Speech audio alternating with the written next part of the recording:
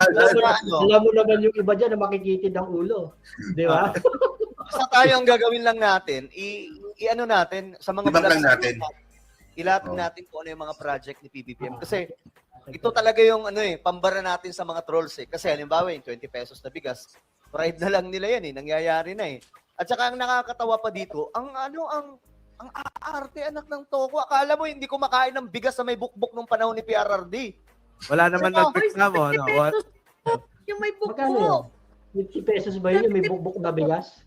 Yung bigas na, ang kaibahan kasi ngayon ng ang kaibahan ng NFA ngayon sa NFA ni PRRD, yung NFA noong panahon ni PRRD, may bukbok. Pinagmalaki pa yan ni Pinyol, may video pa, di ba? Mga kababayan, kaya ang titigas ng mukha nitong mga siraulong ini-encourage yung Pilipino, no? Makapag-inarte kayo, di ba? Makapag-inarte kayo na may bukbok, mas may bukbok pa ngayon mga pag-uugali ng mga yan eh. Galit na. Baka Sorry. Babalik yan. Mainis yan isang kaya. Yan ang sangkay. Baka isa pa sila sa unang pumila pag nilunch bukas yung 20 pesos na bigas. Yan lang talaga ang pipila dyan sa mga yan. Kasi kung makikita mo naman, yung mga kakamping, hindi naman naghahanap ng 20 pesos na bigas. Yung mga government supporter, hindi naghahanap. Tanay DDS lang naman, kaya expect mo talaga yung ang hahaba ang pila niya sa mga DDS lang. Ay, kayo mga DDS ha? Pumila na kayo,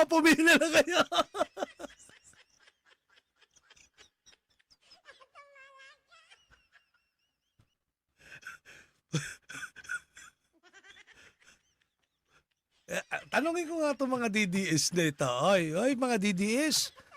Kayo lang pala pipila dyan eh.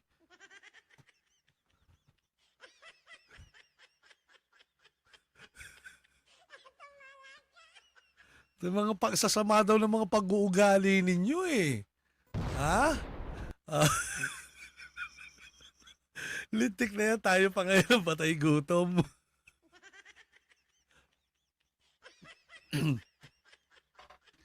Ibig sabihin kayo, hindi kayo pipila.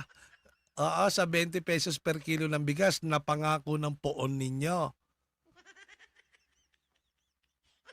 Magsaya kayo, pakita ninyo kayo ay bumibili ng 20 pesos per kilo ng bigas bilang suporta kay Bongbong Marcos. Yung DA nga kumain eh.